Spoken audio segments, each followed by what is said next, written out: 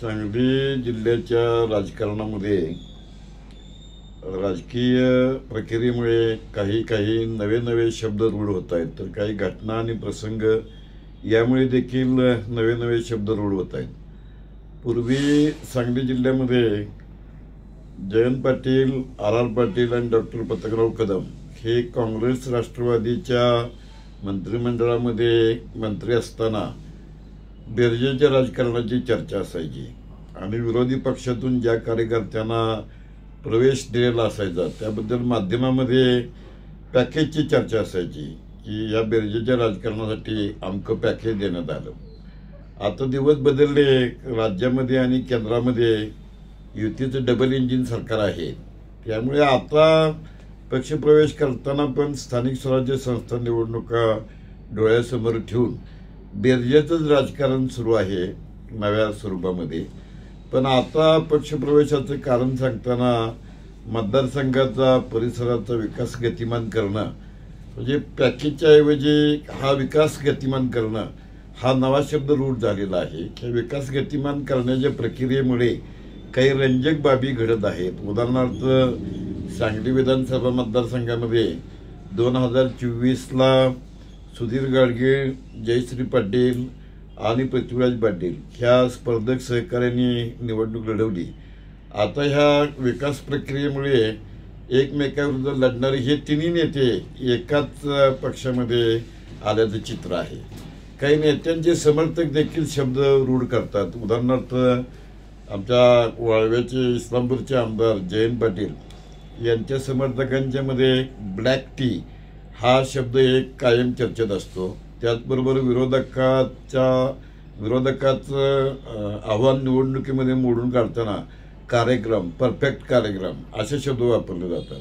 ह्याला उलटी प्रतिक्रिया येते. त्यांच्या विरोधात 2 वेळा निवडणूक लढवलेले निष्कांत पाटील दादा यांच्या गटामध्ये एकच वादा निष्कांत दादा किंवा लाखाचे 12,000 असे शब्दप्रयोग त्यांच्याकडे एक वापरले जातात.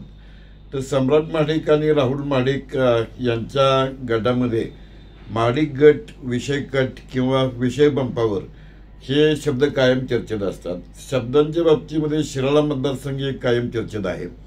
कारण 2014च्या निवडणुकीमध्ये शिवाजीराव नाईक भारतीय जनता पक्षामार्फत निवडून आले त्यावेळेला नितीन गडकरींनी राज्य पातळीवरती संधी देऊ असा शब्द दिला होता. पण हा शब्द काही पाळला गेला असं त्यावेळेला झालं नाही. त्यामुळे नायकांचा प्रवास हा शरद पवारांच्या राष्ट्रवादीकडून आता अजित पवारांच्या राष्ट्रवादीकडे झालेला आहे. याचा ताजा संदर्भ 2024च्या निवडणुकीमध्ये भारतीय जनता पक्षानं सत्यजित देशमुखांना उमेदवारी घोषित केल्यानंतर सम्राट महाडिक समर्थकांनी बंडखोरीचा पवित्रा घेतलेला होता.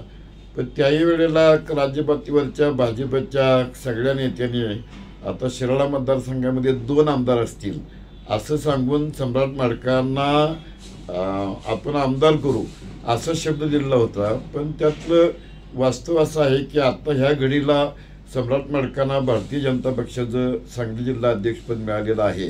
पण आमदारकीचा शब्द या शब्दाच्या प्रतीक्षेमध्ये तेही आहेत. कारण अण्णासाहेब डांगेंनी पूर्वी शिराळ्यामध्ये बोलताना सांगितलं होतं की सम्राट बाबा हे भावी आमदार आहेत. तेव्हा हा भावी आमदार हा शब्द निघून जाऊन आजी आमदार व्हावा अशी त्यांच्या समर्थकांची आग्रहाची मागणी आहे. तेव्हा अशा प्रकारचे विविध शब्द काही घटना आणि प्रसंगामध्ये पण रूढ होतात. त्यातलं एक महत्त्वाचं उदाहरण म्हणजे इस्लामपूर शहराचं ईश्वरपूर करावं हा ठराव राज्य विधिमंडळानं केंद्राकडे पाठवलेला आहे. दरम्यान हा ठराव केंद्राकडे पाठवल्यानंतर इस्लामपूर शहरामध्ये उरण परिसराचा उरण ईश्वरपूर असं नामविस्तार व्हावं म्हणून लोकांचं आंदोलन सुरू आहे, बेमुदत धरणे सुरू आहेत.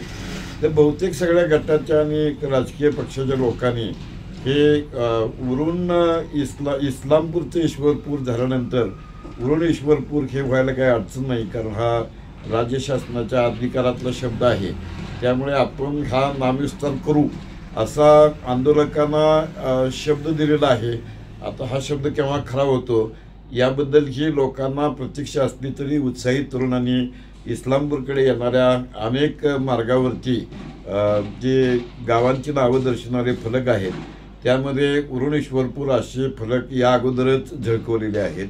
ह्या शब्द देण्याच्या प्रक्रियेमध्ये आमदार जयंत पाटील यांनी आणखीन एक शब्द दिलेला आहे की सांगली जिल्हा मध्यवर्ती बँकेच्या समोर अण्णाभाऊ साठेंचा पूर्णाकृती पुतळा राजाराम बापू बँक उभारेल. हाही शब्द केव्हा पूर्ण होतो याकडे साहजिकच लोकांचं लक्ष आहे. तेव्हा राजकारणामधले ह्या शब्दांची जी चलती आहे ही चलती पुन्हा राज्य आणि केंद्र पातळीवरती देखील आहे. कारण शरद पवारांनी असं सांगितलेलं आहे की 2 माणसं 160 जागा देतो म्हणून मला भेटली. मी त्यांना राहुल गांधींच्याकडे पाठवलं तर तीच माणसं उद्धव ठाकरेंना भेटली अशी चर्चा आहे. तेव्हा या शब्दामध्ये ती 2 माणसं कोण, त्या 2 अज्ञात व्यक्ती कोण याचाही शोध सुरू आहे. तेव्हा राजकारणाच्या प्रक्रियेमध्ये हा शब्दांचा रंजक खेळ हा सातत्यानं सुरूच राहतो.